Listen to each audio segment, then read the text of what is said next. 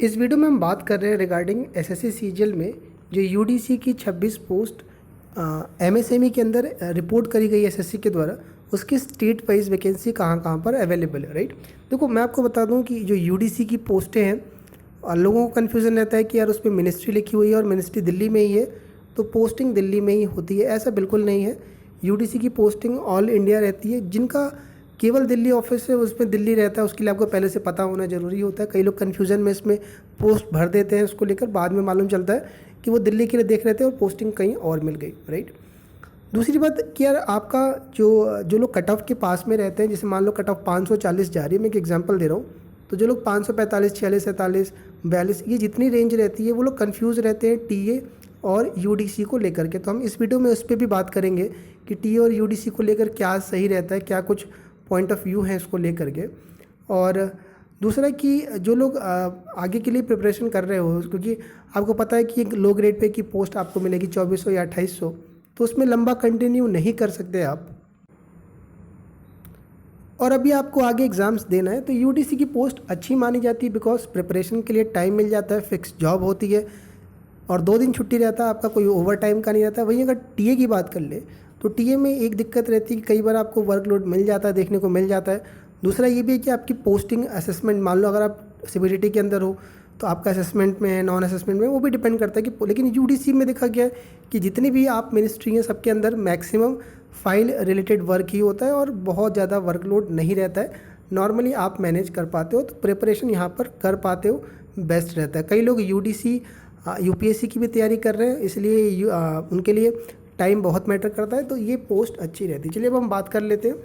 ये 26 vacancy chart में आपको दिखाया गया है एसएससी के द्वारा। आपको वैकेंसी चार्ट एसएससी का मिल जाएगा, आप उनके साइट पे जाकर देख लेना।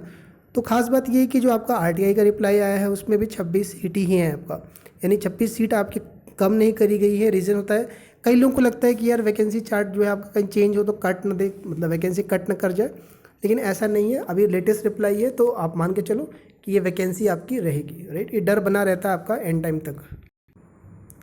मैं आपको बता दूं कि सीजीएल 2020 का ऑलमोस्ट 80% से 90% जितनी भी पोस्ट हैं जिनमें ऑल इंडिया पोस्टिंग होती है उसकी आरटीआई स्टेट वाइज आप तक पहुंचा दी गई है। हर एक का सेपरेट वीडियो आपको चैनल पे मिल जाएगा। टेलीग्राम चैनल है उसको ज्वाइन करके रखेगा, बहुत जल्दी रिजल्ट आ रहा है आपका।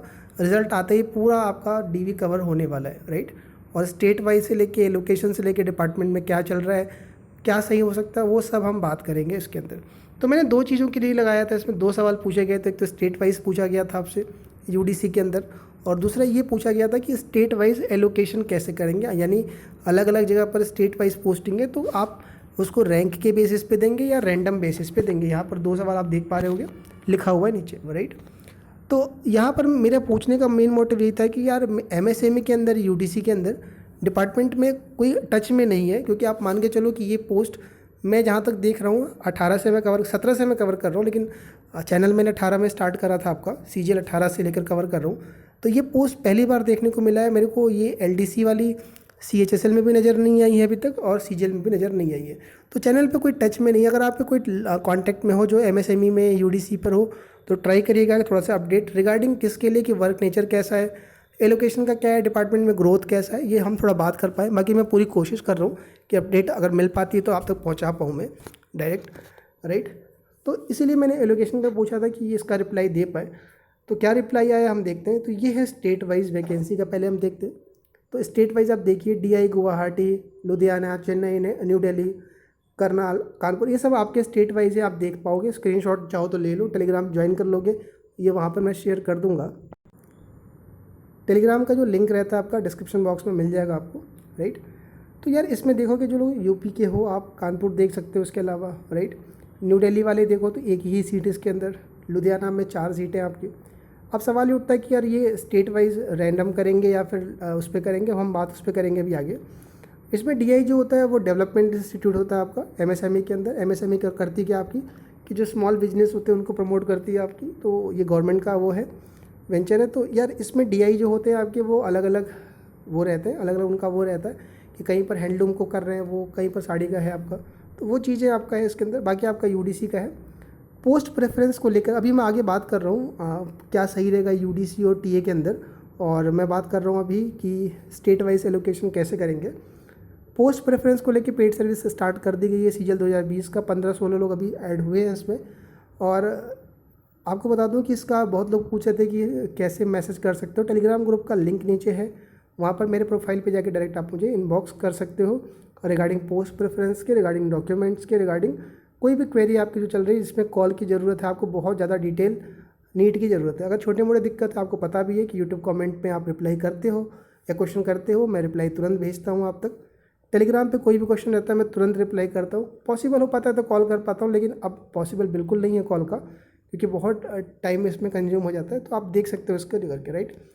अब हम बात करते हैं कि जो दूसरा था उसका रिप्लाई जो आया आपका, कि उसके लिए आप ये देखो रिप्लाई यहाँ पर, एक मिनट रुक जाओ, यहाँ पर जो रिप्लाई आया है कि प्लीज़ पॉइंट नंबर 2 पढ़ लीजिए यहाँ पर, कि please refer to the website of SSC. तो एसएससी की साइट पे क्या मिलेगा आपको पता है, राइट। तो वहाँ पर आपको ये इन्फॉर्मेशन नहीं रहती है कि स्टेट वाइज वैकेंसी का है, तो ये उन्होंने इसका नहीं दिया। बाकी अटैचमेंट लगा के दिया था, मैंने आपको दिखा दिया स्टेट वाइज वैकेंसी का, एक बार आप वो देख लेना।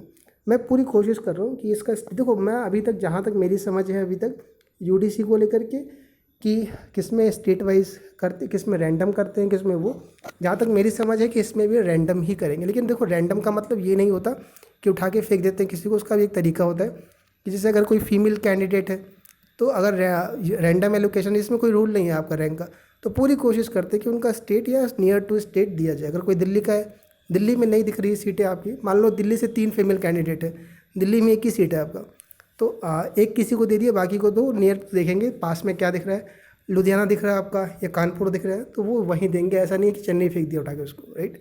ऐसे ही पीडब्ल्यूडी को प्रेफरेंस दी जाती है कि उनको या तो स्टेट मिल रहा है तो ठीक है, या तो नियर टू स्टेट दिया जाएगा, राइट। तो ये रहता है आपका, ठीक है, ये ध्यान रखने वाली बात है इसमें। तो कोशिश करते हैं यार कि बात करते हैं हम यूडीसी और टीए में क्या रहेगा, और थोड़ा इस पर बात कर लेते हैं। एक्चुअली में ये बात तो मेरे को पोस्ट प्रेफरेंस के टाइम पर करनी चाहिए, लेकिन अभी थोड़ा बता, देखो यार टीए और यूडीसी को लेकर कन्फ्यूजन रहता है। लोग कहते हैं यार कि यूडीसी टीए में, जैसे इनकम टैक्स की बात करें तो इनकम टैक्स तो अच्छा है, यूडीसी में ग्रोथ भी अच्छा दिखता है लोगों को, क्योंकि अभी आरआर नया इंप्लीमेंट हुआ नहीं है। यूडीसी की बात करें तो यूडीसी में प्रमोशन बहुत ख़राब है, जहाँ पर डिपार्टमेंटल एग्ज़ाम नहीं है वहाँ 8 से 9 साल लग जाता है आपका ESO बनने के लिए, और जहाँ पर डिपार्टमेंटल एग्ज़ाम है वहाँ पर 5 से 6 साल लग जाता है आपका, राइट। तो देखो मैं आपको एक चीज़ फिर से बोल रहा हूँ कि एसएससी की अगर आप स्टार्टिंग फेज़ में हो, यानी पहला दूसरा तीसरा एग्ज़ाम है आपका, तो इस पोस्ट पर चाहे आप टीए की पोस्ट लो चाहे आप यूडीसी की पोस्ट लो, यानी 2400 ग्रेड पे आप लंबा नहीं रुक पाओगे। अगर आपने सीजल निकाला, आप मेरी बात ये नोट करके रख लो कि अगर आपने एक सीजल का एग्ज़ाम निकाला तो इस पोस्ट पे आप कंटिन्यू नहीं लंबा करोगे। रीज़न बहुत सारे हैं, जब आप डिपार्टमेंट ज्वाइन करोगे तब समझ में आपको आएगा। और सबका मेन जो मैटर आपको समझ में आएगा वो आपको सैलरी ही समझ में आपको आएगी, राइट। और सही बात है, सब अपना अच्छा के लिए देखते हो, बेटरमेंट के लिए देखते हो आपका, तो ये दिमाग में रखिएगा। बहुत सारे लोग होते हैं जो कंटिन्यू कर जाते हैं, लेकिन बाद में यही देखा गया कि फिर वो स्विच मारते हैं, या तो सीनियर टीए या फिर वो लेकर के दूसरी पोस्ट ज्वाइन करके अपना होम स्टेट की तरफ भागते हैं। तो ये मान के चलिए कि दोनों पोस्ट पे आप लंबा कंटिन्यू नहीं कर पाओगे, ये चीज़। अब आते हैं दूसरी चीज़ की, अगर लेना ही है और 3-4 साल कंटिन्यू करना तो बेटर क्या रहता है आपका। मैं आपको फिर कह रहा हूँ कि अगर आप प्रिपरेशन फेज़ में हो, राइट, और आपको, अच्छा पहली चीज़, अगर आप कट ऑफ के बहुत पास में हो, सपोज करिए कट ऑफ 540 है, आपको 542 लग रहा है, आपका 542 मार्क्स है, आपको डर भी है कि क्या पता सिलेक्शन हो पाएगा कि नहीं हो पाएगा, और डर बना रहेगा आपको रिजल्ट आने दिन तक आपका 2, 4, 3 नंबर तक ऊपर हो। तो मेरी आपको राय जो रहती है आपको, मैं वो दूंगा जब पोस्ट प्रेफरेंस का स्टार्ट होगा, तो कि आप यूडीसी की तरफ मूव करना, राइट। अब कई लोग इसमें रहता है कि यार यूडीसी में, टीए में क्या रहता है, लोगों के दिमाग में रहता है कि टीए में तो सीट भी ज़्यादा है आपकी और हर एक स्टेट पे सीट है आपकी, राइट। लेकिन आप इस बात को समझिएगा कि सपोज़ करिए 543 या 545 नंबर ही आपके हैं और 544 कट ऑफ चले गई टीए की। मान लीजिए आपके 545 मार्क्स हैं और 544 चलेगी कट ऑफ टीए सीबीडीटी की, तो आप 1 नंबर के गैप पर भी ना, भले हर जगह स्टेट में सीटें ज़्यादा हैं, आप 1 नंबर के गैप में चेन्नई ही जाओगे, राइट, मुंबई की तरफ ही जाओगे आप, ठीक है।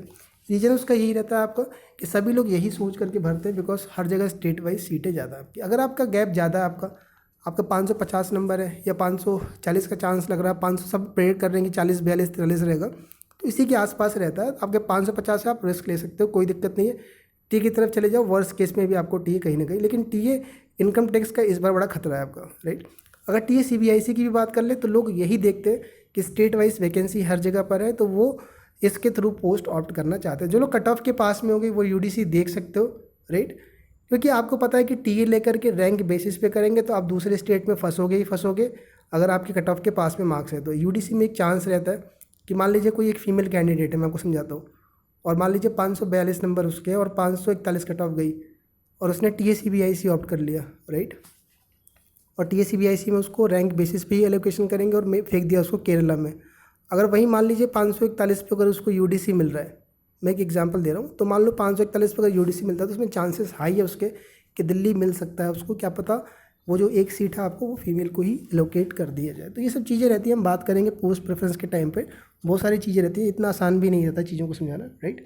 तो ये बात है। दूसरी बात ये है कि मैं आपको बताऊँ UDC में वर्कलोड कंपेयर टू टीए वाकई कम है आपका, ठीक है।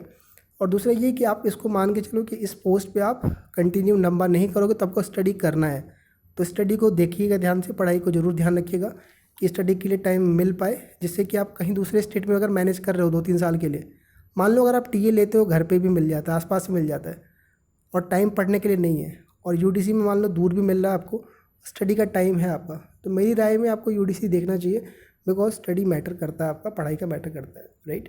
तो ये सब चीज़ें हैं, बाकी हम बात करेंगे क्या मिलना है क्या नहीं है। स्टेट वाइज देख लीजिएगा, 1-2 रह गई है, जो भी रह गई है आप तक पहुँचा दूँगा। कोई डिमांड है आपकी प्लीज़ कमेंट सेक्शन में ज़रूर डालिएगा कि यार इस पोस्ट का उसका, और कोई आपके क्वेरी और भी हैं इससे लेकर हटके आप मुझे यहाँ लिख दीजिए, टेलीग्राम पे लिख दीजिए, आप तक ज़रूर रिप्लाई पहुँच जाएगा।